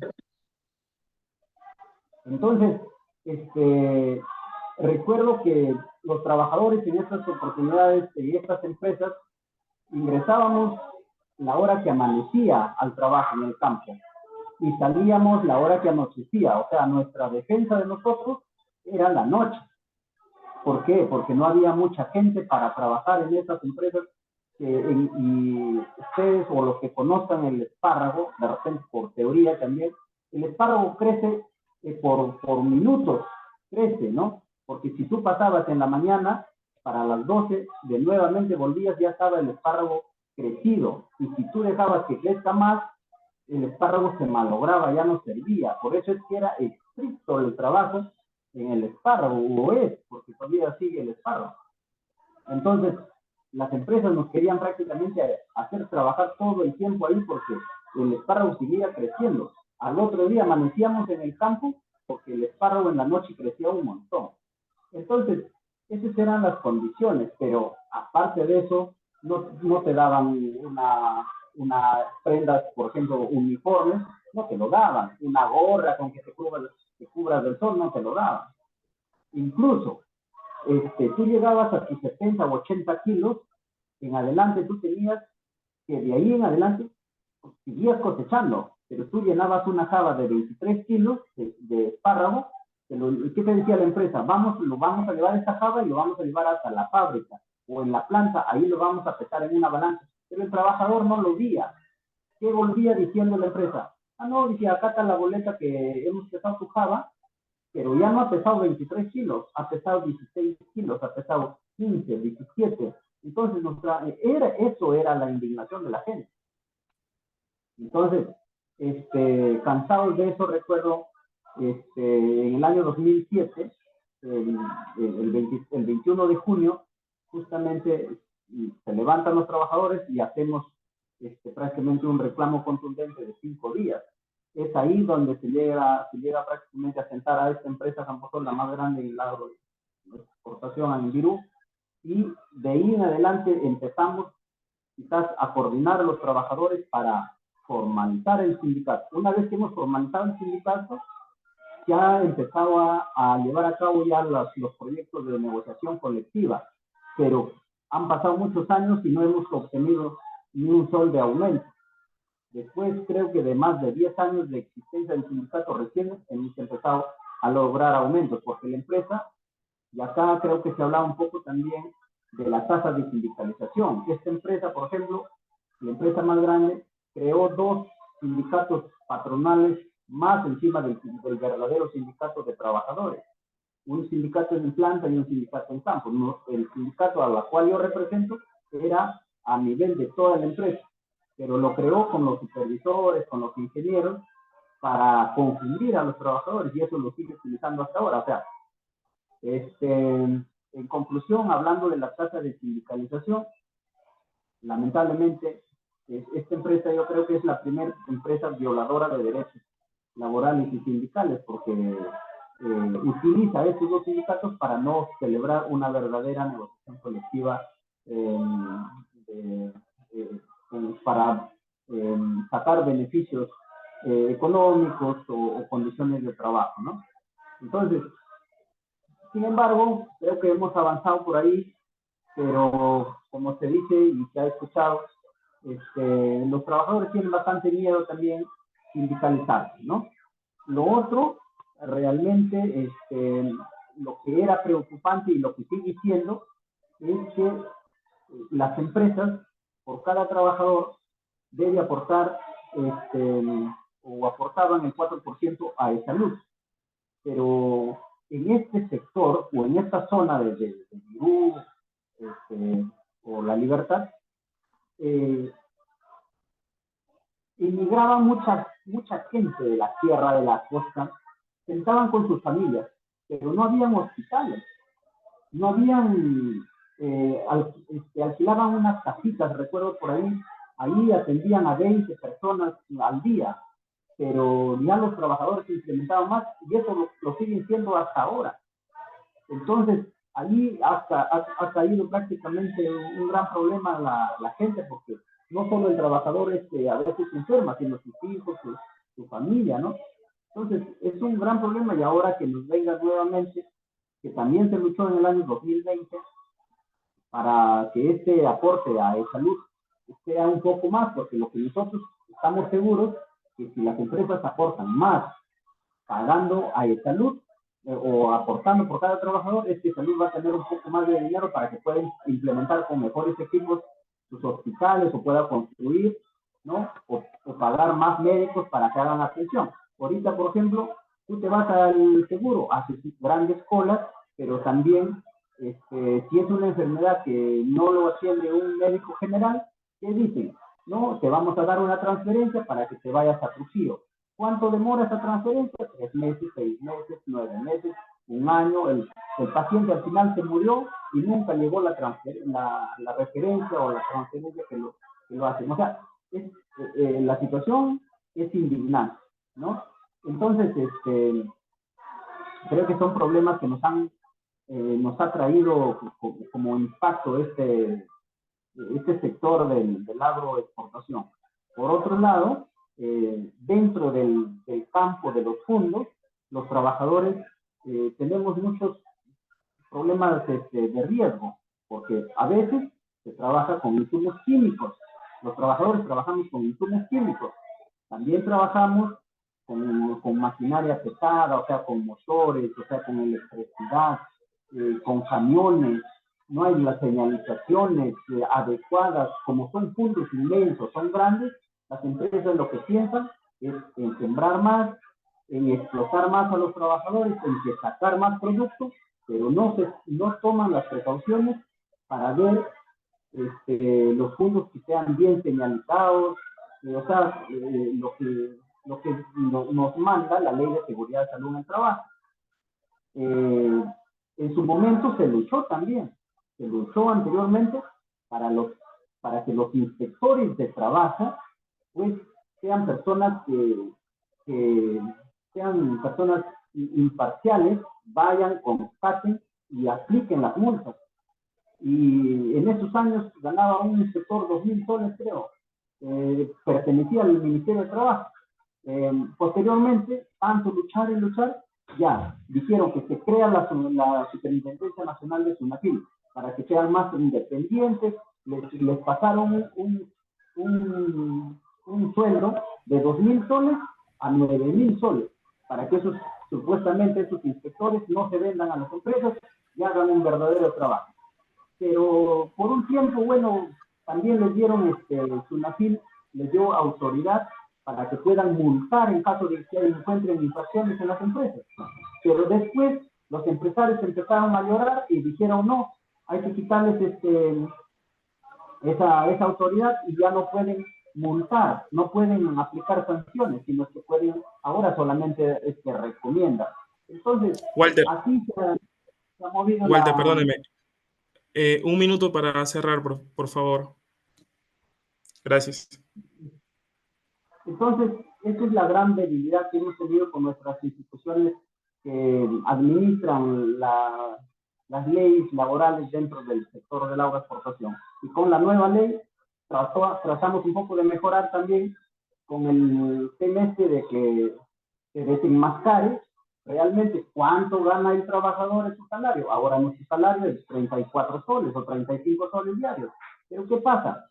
Que nos dan un bono beta que se ganó también con el paro del 2020, pero en esa ley también que sale con dos opciones, que unos puedan pertenecer al régimen común y los demás en el régimen agrario. Pero los trabajadores que prefieren también, y esa es una falta de información de repente de los trabajadores, que todos optan por cobrarlo a diario, ¿no? Entonces, así están las cosas un poco preocupantes, pero ahí, bueno, los que conocemos un poco de los derechos laborales de los trabajadores, estamos tratando de llevar, capacitar a los trabajadores para que se entienda, pero como también lo han manifestado, hay muchísimos trabajadores que llegan siempre y estos son las víctimas de la explotación en las empresas. Muchas gracias. Gracias Walter, por tus comentarios, por indicarnos, hacernos recordar las condiciones precarias en las que los trabajadores de tu región siguen viviendo. Lamentable, y esperemos que tus comentarios sean se conozca, ¿no? Se conozca la realidad de muchas zonas, de la realidad de la precariedad del trabajador del sector agrario, ¿no? Bueno, Tamia ha seleccionado, nuestra compañera Tamia ha seleccionado algunas preguntas, creo que serían entre una o dos máximo tal vez, para que puedan responder tanto los expositores como los panelistas tal vez. Tamia, ¿estás por ahí? Sería algo breve también la respuesta, entre un minuto, porque estamos con el tiempo ya. También estás por ahí, amiga. No sé si se escucha. ¿Me logra escuchar? Sí se escucha también. ¿Aló? Sí se escucha, amiga. Bueno, sí. Bueno, sobre todo agradecer, ¿no? Los valiosos testimonios que nos acaban de brindar. Y acá había un par de preguntas que logré apuntar. Por ejemplo, Elsa Contreras menciona, cuando un equipo de salud en Cañete se acercó a una de las empresas de agroexportación para brindar atención a las mujeres, la condición era que podían acudir a la atención de salud, pero el tiempo que les tomaba la atención se les iba a descontar de su salario, ¿no? De su jornal. Y, o sea, si eso realmente es legal hacer ese descuento por ese tiempo que están dejando o sea, que están utilizando acudir a su atención médica. Y la otra consulta era, muchos trabajadores que laboran en agroexportadoras provienen del interior del país, de Puno, de Huancayo, y estas personas estarían, o sea, tendrían los mismos derechos que aquellas que están, ¿no? Creo que justo el compañero Walter ha mencionado que hay mucho el tema de que vienen de otras localidades. Supongo que eso también es actual, ¿no? Si esas personas también estarían teniendo los mismos derechos laborales, ¿no? Es otra de las consultas.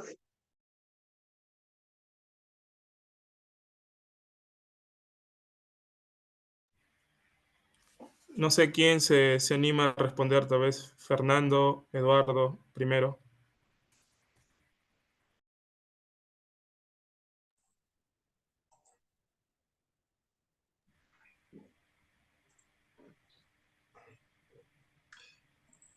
Sí, bueno, a ver, por mi parte, bueno, la primera es una consulta en realidad más jurídica, ¿no? Ahí habría que preguntarle a un abogado laboralista la respuesta más precisa, pero bueno, yo entiendo que si hay una campaña de salud, tomando en cuenta pues que es complicado el acceso a salud muchas veces para estas personas. Por estar en un ámbito rural, el empleador debería dar las facilidades del caso y no aplicar ningún tipo de descuento, ¿no?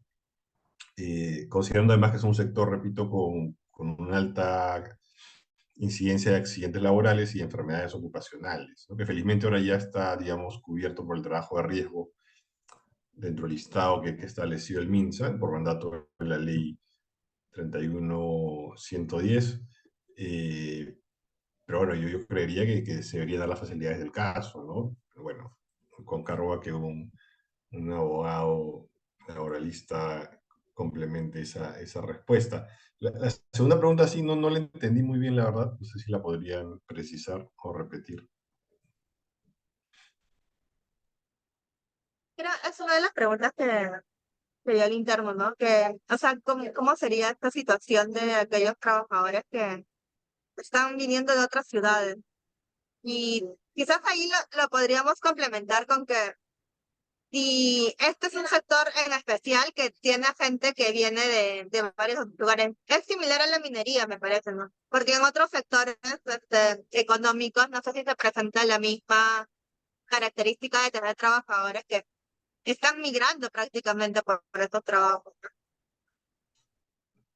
Sí, es un sector con importante migración, ¿no? Gente que ha venido de zonas precarias, ¿no? A tratar de emplearse en el sector agrícola, muchas veces en condiciones de informalidad laboral o vía tercerización, que es un empleo precario, ¿no? Como señalaba Eduardo.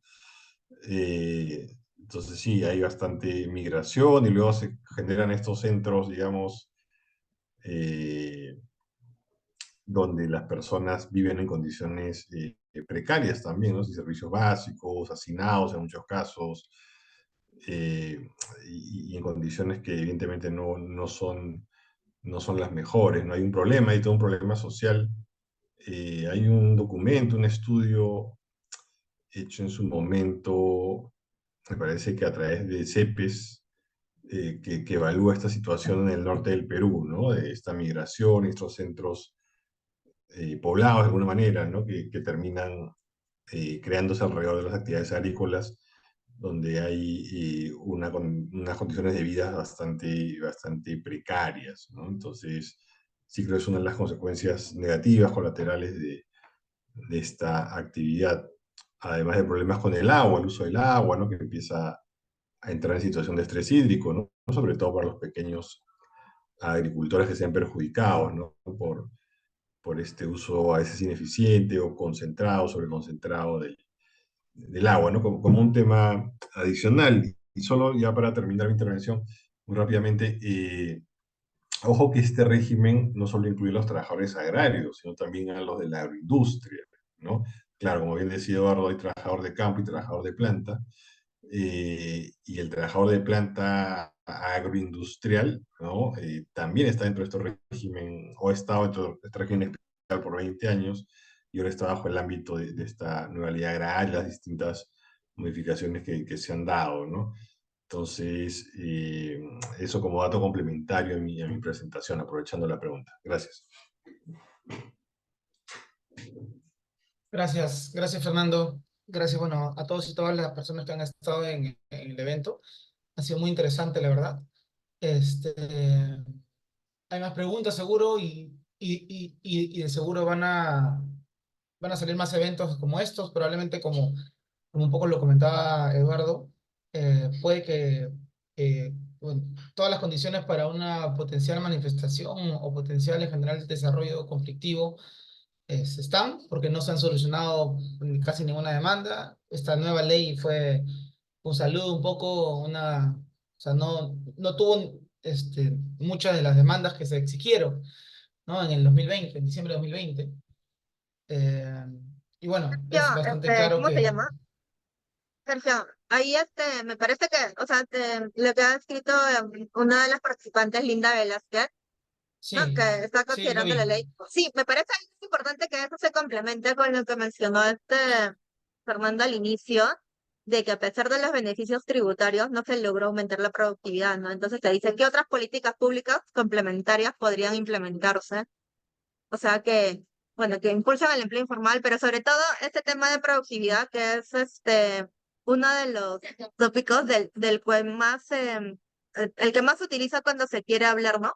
Ley de fomento de empleo juvenil era para aumentar. Siempre es por el tema Sí, de productividad. Quizás ahí se pueda hacer algún comentario. sí, justo quería decirte que por temas de tiempo, no se iba a hablar ahorita de eso, porque ya se pasó bastante el tiempo, pero que claramente esto va para, o sea, esto va para una conversación mucho más amplia ya sobre políticas de fomento en general, ¿no? Que es o sea, justo recuerdo que Fernando Cuadros tiene un texto que escribe con Cristian Sánchez, un libro, ¿no?